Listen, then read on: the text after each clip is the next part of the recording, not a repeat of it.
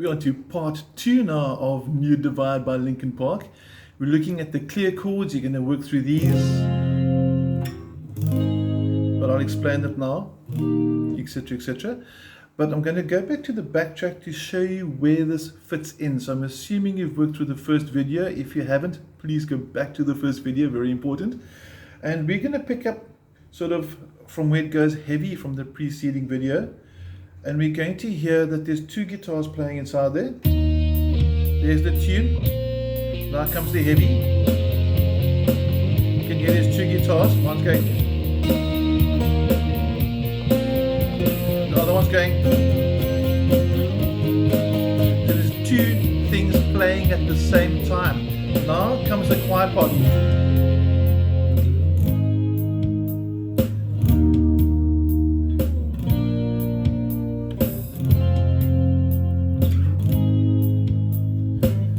One strum, let it ring, nice and easy. But watch it after the third time, because it's going to be a bit of a change there. It's going to go to a D flat, and you strum it twice, and then B flat, sorry, and then you start holding it, because then it goes noisy again. You heard it in the background. Okay, let's take you through the chord shapes. They're going to be bar chords. So this is not really a cool song for an absolute beginner, but it's a good song for intermediate, and it's definitely a nice one for the advanced players just to have in your repertoire. It's a nice song to play.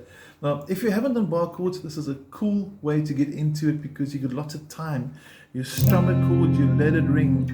Strum a chord, you let it ring. So you can hear the techniques as you go through the chords. There's a lot of time to focus that your chords are clean. Now, at the bottom of the page, you'll see there's power chord sheets on the side of the page, there's bar chord sheets, so all your diagrams are there. We're starting with F minor. Finger 1 must be flat. First fret, all 6 strings. Now you'll notice my thumb is no longer here. He mustn't be there anymore. He drops out of sight. So if you can see from behind, you can see my thumb is quite lower. There it's on top, we're dropping it. Because if I drop it, my first finger becomes nice and straight. Very important he's straight. You want to hear all the strings. Now, more of a head-on view, and we're bringing fingers 3 and 4. Very important, pay attention to using the right fingers. Wrong fingers for F minor, right fingers for F minor. Okay. Now, every chord you strum and you count 4. 1, 2, 3, 4, and then you change. The A flat, simply like the power chord, slides up 1, 2, 3 frets. You should recognize that from the previous video. And then to change it from a minor chord to a major chord, the middle finger comes in down on the 3rd string from the bottom. You can see the finger there, nice and fluent. So the shapes, minor shape, major shape, and you can hear the sound. There's a minor chord and there's a major chord. Very subtle difference, but it's there. Now let's try and get those two chords together. I'm going to get a bit of a different angle there so you can see the strumming. I want a nice lazy strum, so I don't want this. It sounds too bang. Okay, you want to get nice and relaxed. It's a very subtle part now. So the dynamics are very important for the song. You start quiet, you go really, really loud, and when he sings, you go really quiet again. So it's going to be like this. Ready? 1, 2, 3, 4, and 1, and 2, and 3, and 4, and 1, and 2, and 3, and 4, and... Then we're on to E flat. Now I'm going to show you 2 ways to play E flat. You can decide which one you like. I'm first going to show the one I used in the video. It starts with finger 1 flat across fret 6. Now normally you play it like this with fingers 2, 3, and 4. But I find my little fat fingers don't fit inside there very, very well, so I do a cheat. I lose fingers 2 and 3. And I put my pinky down, and you can see it's bending there. You can see the little funny bend, sort of a dog leg sort of type of shape. And the pinky now is on strings 4, 3, and 2, and it's bending up to avoid the first string. So you're going to strum it from the 5th down. That sounds quite cool. That's the one way of playing E flat. Now the other way of playing E flat is not on the page, but I'm going to show you.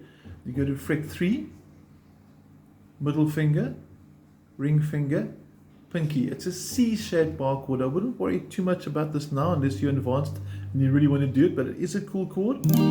Also E flat, also E flat, so you've got a bit of a choice there. The advantage of this E flat is when you change to the fourth chord, the B flat, you simply move it down to fret 1, so nothing really changes. There's your fret 6, and all that's happening, you can see the shape is literally just sliding down the neck into fret 1, and there's your chord. How's that for easy?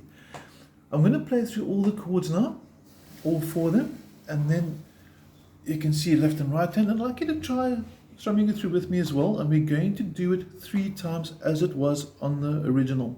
Are you ready? 1, 2, 3, 4, and 2, 3, 4, 2, 3, 4, 2, 3, 4, 2, 3, 4, 2, 3, 4. Going to show the other E flat now. 2, 3, 4, 2, 3, 4. One more time. 3, 4. Going back to the first E flat. 2, 3, 4. And then after that other B flat, sorry, I skipped a chord there.